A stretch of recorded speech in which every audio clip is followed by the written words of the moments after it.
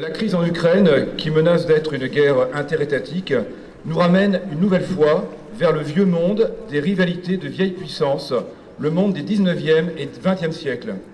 D'ailleurs, les commentateurs parlent de guerre froide ou de Munich ou des années 30 pour évoquer la situation.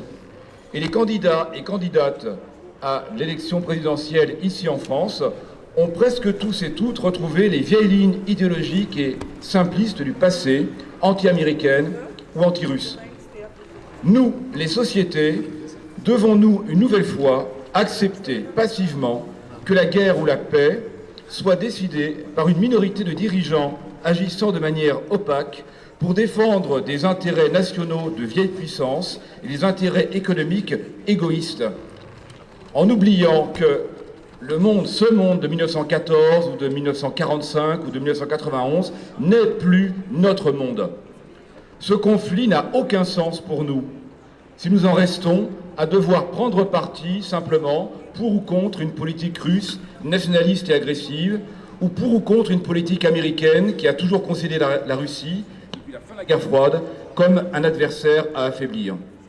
Nous n'avons pas non plus à prendre parti pour ou contre l'un des camps qui s'affrontent en Ukraine depuis 2014. Par contre, nous avons le devoir de rappeler qu'il existe des solutions pacifiques depuis longtemps à cette crise. Rappeler notre solidarité avec toutes les victimes potentielles de ce conflit, rappeler notre présence de citoyens et citoyennes pour dire qu'en 2022, la politique internationale ne peut plus être le domaine réservé des gouvernements d'État dont la légitimité est depuis longtemps battue en brèche par le développement des organismes issus de la société civile et qui, à l'exception des groupes qui se revendiquent du nationalisme le plus étroit ou des intégristes religieux et identitaires les plus violents, n'ont jamais la guerre à leur programme.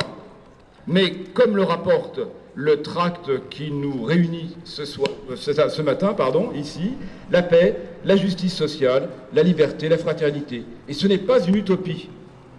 C'est pourquoi la LDH est et sera partie prenante de toute action, réflexion visant à faire reconnaître la nécessité pour les gouvernements de rompre sur le plan international avec des pratiques obsolètes et mortifères.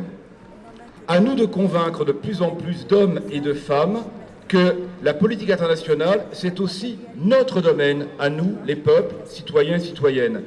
Et c'est en agissant dans ce domaine que peu à peu, nous contribuerons aussi à effacer les préjugés caricaturaux, racistes et nationalistes entretenus par l'ignorance des politiques internationales dans laquelle les classes politiques nous enferment depuis si longtemps.